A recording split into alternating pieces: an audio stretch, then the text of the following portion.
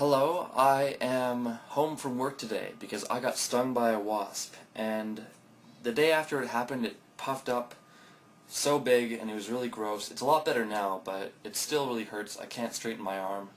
But the point is, I haven't really been able to do anything. It hurts to move. I've just been in bed, lying there, doing nothing. And so I've been listening to a lot of talks and lectures given about different philosophers and political thinkers through the ages.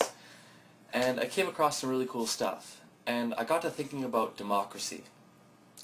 Because in democracy, we have this, well, at least in the modern democracies we have right now in Canada and the US and Britain, places like that, we have a situation in which we are given generally two options by the end of the race between two different people, and these people often have invested interest in pleasing different lobby groups and corporate interests and many interests that have given them the power to raise at the top in the first place. So it's like on the road to getting to the top they have to make certain deals with the devil, and so by the end of the journey we are half being represented by the devil.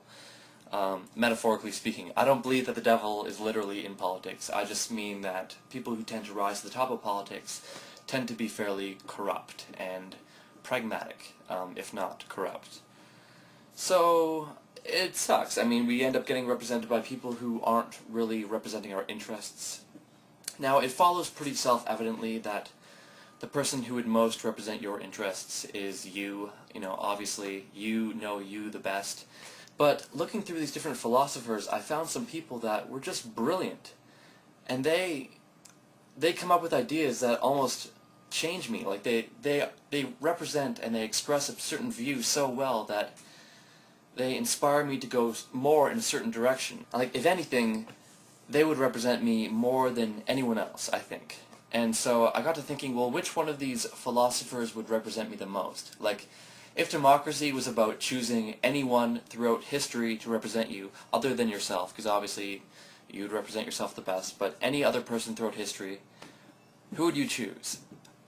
And I don't really know exactly. I would probably choose either Lysander Spooner or... He was a lawyer in the 19th century and a radical political activist, and he's very smart, and he just seems like he's a good person. That's a big thing for me. It doesn't really matter if you have a perfect understanding of economics and property rights and the best utilitarian way to achieve our goals as human beings. I don't really care if you're like brilliant in that respect, as long as you have a good heart. And I think Lysander Spooner really has a good heart from what I know about him, which is obviously not very much, relatively speaking. I've only heard a few lectures by him. So yeah, I think Lysander Spooner would probably be my choice. Someone else I was greatly considering, though, would be Alice Miller. She is I guess more of a psychologist that lived in well, I guess her work was mainly started in the 70s, I believe, and actually Lloyd DeMause's work with psychohistory just predates her work. But she's still, I think, once again, I have only looked into her a little bit. I've never read one of her actual books, but she just seems brilliant and very compassionate. So I think she would be a good candidate too. Or Lloyd DeMause, or Hans-Hermann Hoppe, or, I don't know. There's so many people out there that I think would be amazing leaders for us. So yeah, it would be hard for me to choose one, but yeah, I think Alice Miller and Lysander Spooner would be my top two, because they are brilliant. And I think if you haven't heard of any of these philosophers, like,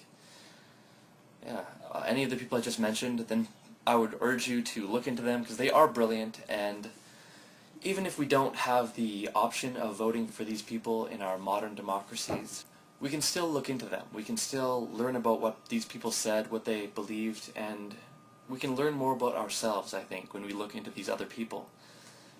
And it allows us to be more informed when we make decisions on voting. So I think it is important to be aware of what the general positions are. And I think these people in particular are amazing. They're so cool. These people are so cool.